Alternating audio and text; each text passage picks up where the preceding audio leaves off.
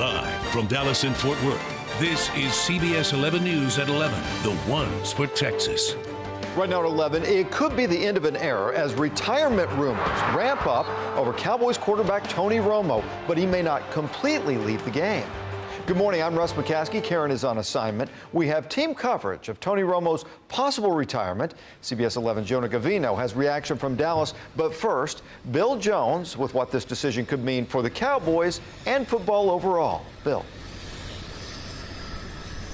And for CBS as well, Russ, huge news as according to multiple reports, Tony Romo is ready to walk away from football and be hired by CBS Sports, perhaps as Phil Simms' replacement alongside Jim Nantz on the CBS #1 NFL broadcast team. Nothing from CBS yet to confirm those reports. This will end a 14-year career with the Cowboys that ended as a result of a back injury suffered in a preseason game in Seattle last year. Of course, rookie Dak Prescott taking over and leading the team to a 13-3 record.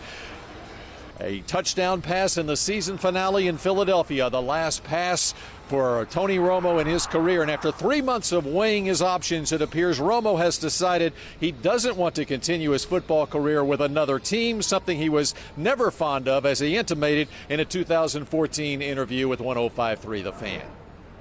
It's about the team you grew up with, that you started off with, that is your team. You put everything into it. I would rather fight till the end and give everything I had and leave it out there for the Dallas Cowboys than go somewhere else and do something special for a halfway little couple years. It just doesn't seem that would be enjoyable at all to me.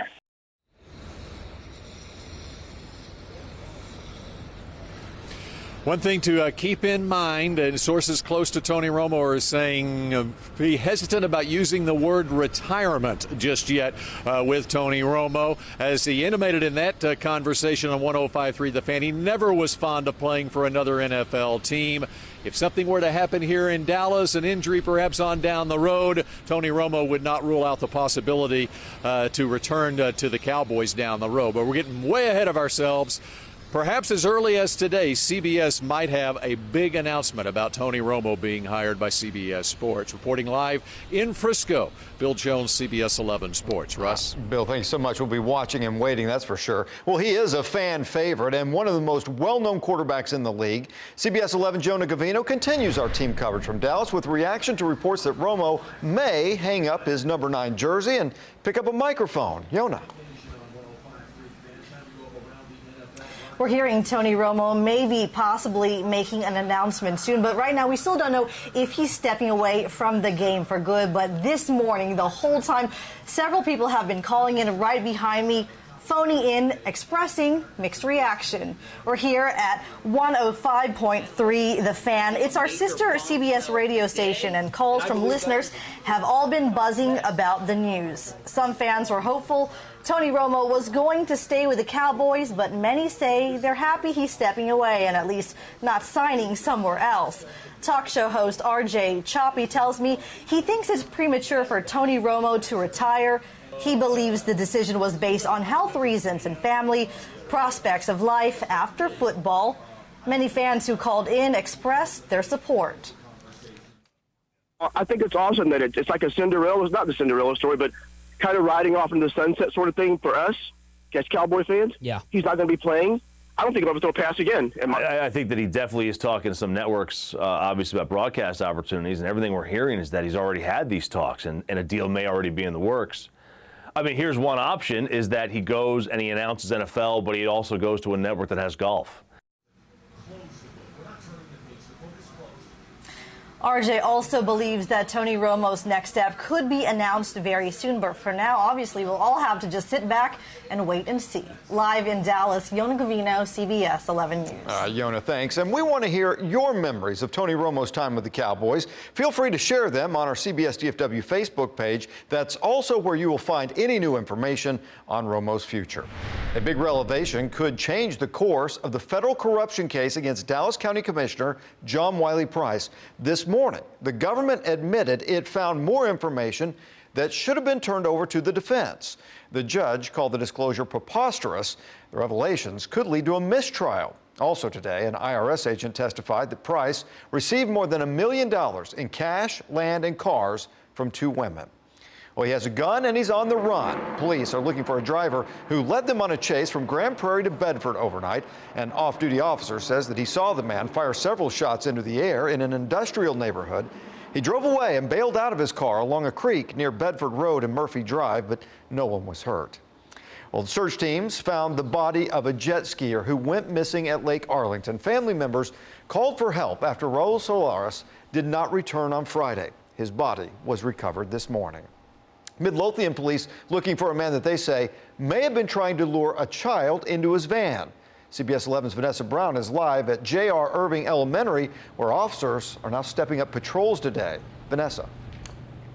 Well, Russ, police tell me they will be stepping up patrols in this area in the mornings and afternoons when kids will be walking. School resource officers are also on heightened alert.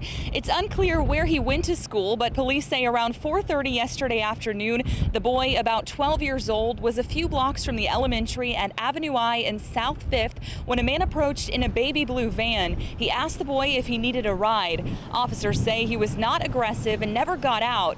The boy immediately ran to a woman who witnessed it from her car. She called 911. Right now they are working to identify the driver and find out his intention. Our concern is that somebody would just go up to a strange child and ask them if they needed a ride home, because that's out of the norm, especially in these days and time. The witness did the right thing, and the kid did the right thing. Thank goodness. Probably should use this as a learning experience for other children, how to react in a similar situation. And police say if this was a misunderstanding, they are hoping the man in this case will come forward and help them clear it up. Live in Midlothian, Vanessa Brown, CBS 11 News. Vanessa, thanks. There's new information in the case of a McKinney doctor accused of sexually assaulting 2 patients. CBS 11's Jennifer Lindgren is live at the police department with that information and a response from the physician's office. Jen.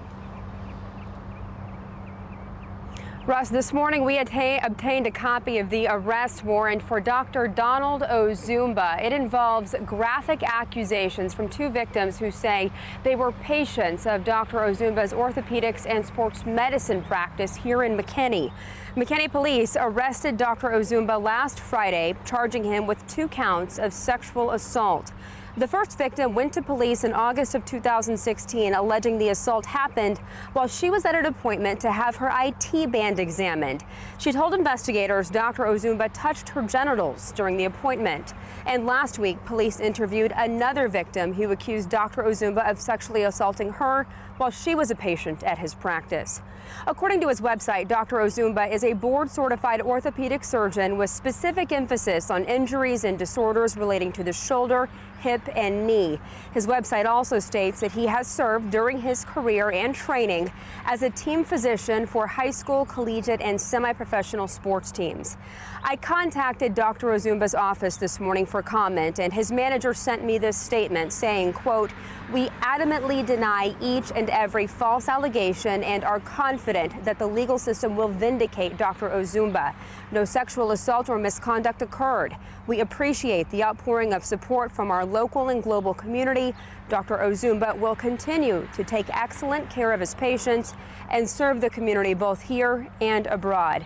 Police booked Dr. Ozumba into jail last week on $25,000 bond for each charge, but he is no longer in jail this morning. Live in McKinney, Jennifer Lindgren, CBS 11 News. Jen, thanks. So Republicans are still trying to find the right prescription to overhaul Obamacare. Speaker Paul Ryan says that there are ongoing talks that are at the concept stage right now. Vice President Mike Pence met last night with members of the Freedom Caucus. The talks focused on allowing states to apply for waivers from coverage requirements currently imposed on insurers. Well, a local district is adding a program that could put more students on the fast track to earning a college degree. And the best way to describe it is like a huge blimp lying on the ground. Not in our backyard, the proposed facility that is facing backlash from people in one North Texas community. Plus, 4 countries, 1 investigation. How it all ties back to the White House. A windy day, a warm day here in North Texas, and thunderstorms up to our north. We'll talk about our own rain chances in the 7-day forecast coming up. Keller City Council is expected to vote tonight on a new tennis facility. Now, council members approved the indoor facility back in November. It would be built at a current horse ranch near Johnson Road and Keller-Smithfield Road, but there's now an amendment to allow a second bubble dome on the property. People researching to buy homes are going to look at the neighborhood and they're going to see these domes and say, what the heck, I don't want to have that in my backyard. The bank certainly sees the indoor courts as enticing. I mean, right, you know, in this area here, it's probably the #1 thing that tennis players demand the most. Tonight's meeting is at 7 p.m. UPS delivery workers could be knocking on your door on weekends. The shipping company is rolling out nationwide Saturday deliveries to compete with rivals FedEx and the U.S. Postal Service. The change is expected to create 6,000 jobs. Well, earning a high school diploma and college degree at the same time. The local school that is now launching a program to make that a reality for some students. And the massive pink diamond that just made history. How much one company paid for that rock. Breaking news at this hour, at least one person has just arrived at Parkland after being burned in a tanker truck fire in Fort Worth. We're told that the man has serious but non-life-threatening injuries. Well, Grand Prairie ISD wants parents to learn about a new program for students. Early College High School will now help some students earn an associate's degree in nursing while still in high school. Once they finish the program, students can transfer into a bachelor's program at UT Arlington. Tonight's program begins at 7 at the South Grand Prairie Theater at South Grand Prairie High School. Oh, we have just reached out to Canton ISD in Van Zandt County to find out if classes will resume tomorrow. The city closed schools today because of a major leak that affects schools' water supply. People have been asked to limit their water use today as crews fix a damaged water pipe. When we learn more about the status for schools on Wednesday, we'll put that information on our website and CBS DFW social media pages. Well, for the first time, a San Antonio area superintendent addressed a sexual assault and hazing investigation at Lavernia High School. And we as a community need to use this as an opportunity to educate others. Dr. Jose Marino spoke last night, even though the district attorney told him to keep quiet about the investigation. 10 student athletes charged in the scandal are no longer on campus and are waiting to hear if they'll be expelled. Well, the White House is denying a report that the brother of a Trump administration cabinet member arranged a secret meeting with Russia. CBS News' Craig Boswell is following the investigation at the White House. Eric Prince, a Trump campaign donor and Education Secretary Betsy DeVos's brother, allegedly met with a close associate of Russian President Vladimir Putin 9 days before President Trump took office. That's according to the Washington Post, which reports that Prince's aim was to establish a back channel of communication between Presidents Trump and Putin. The United Arab Emirates reportedly arranged the meeting, which took place in the Seychelles Islands. The FBI and 2 congressional committees are investigating whether Trump campaign aides coordinated with Russia to interfere in the U.S. presidential election. The bottom line is, if there were any contacts between the Trump campaign and the Russian intelligence services that were inappropriate, I want to find out about it, and I want the whole world to know about it. The White House says it isn't aware of any meetings and says the focus needs to be about finding out who's leaking classified information. There's a troubling direction that some of this is going in. CBS News has confirmed Susan Rice, President Obama's national security advisor, asked for names of the Trump team to be revealed after seeing them referenced in intelligence briefs. U.S. civilian identities are normally concealed. If some transition member was surveilled after the election and unfairly unmasked, I want to get to the bottom of that. Rice had the authority to request the names be unmasked, but sources deny she wanted the names distributed throughout the intelligence community, as the Trump administration claims. Craig Boswell, CBS News, the White House. NASA showing off more wonders of our universe. Check out these solar flares captured by one of the agency's observatories. The photos show 3 mid-level solar flares on the upper right side of the sun. Solar flares are powerful bursts of radiation. Very strong ones can interrupt GPS and communications on Earth. However, such radiation does not affect people. It's amazing that you can see that kind of stuff from here. All right, let's check in on our weather now. A gorgeous day out there, but it's going to be a little bit breezy. Yeah, the wind has been picking up, and we're going to see a windy day today and tomorrow. But the difference tomorrow will be a cooler wind that blows. That means a cold front's on the way, and that front could touch off a couple of thunderstorms later on this afternoon and this evening.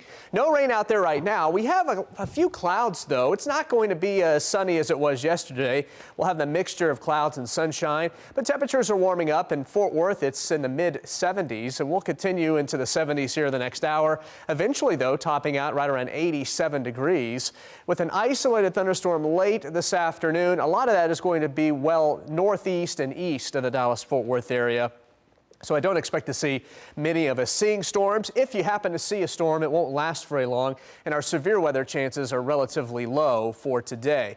We are looking at that chance of thunderstorms late today along the cold front. You can see what the cold front does to us tomorrow. Northwest winds 20 to 35 miles an hour, and high temperatures that are only going to struggle to get to 70 degrees tomorrow afternoon. Thursday looks great. Wind advisory in effect today until 7 o'clock this evening for all the counties here shaded in brown, including the Metroplex. Strong south winds, occasionally gust over 40 miles an hour. Be sure to secure the lighter outdoor items you may have, like trash cans or lawn furniture, and be careful driving east-west roads or freeways like I-20 or I-30, especially alongside high-profile vehicles like 18-wheelers.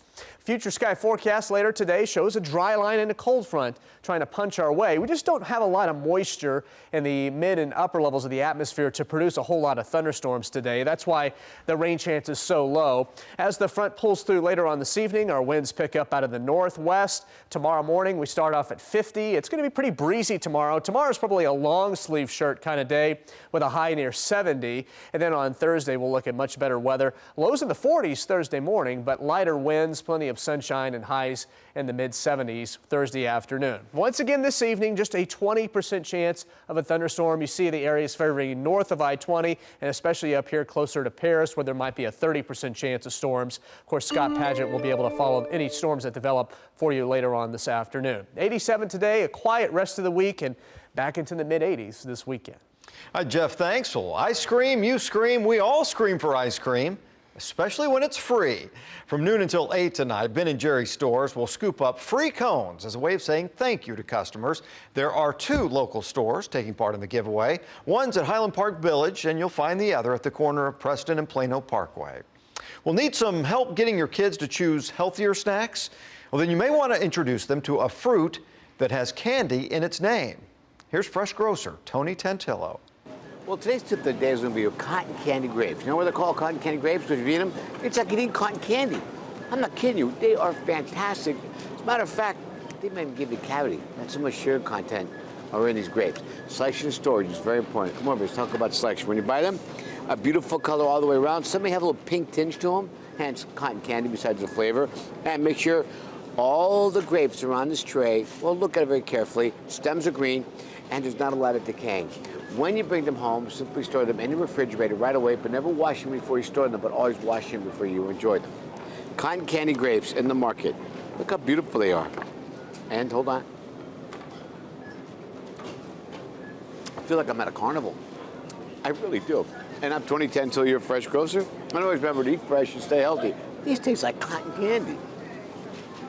Tony Tantillo is brought to you by Ready Pack.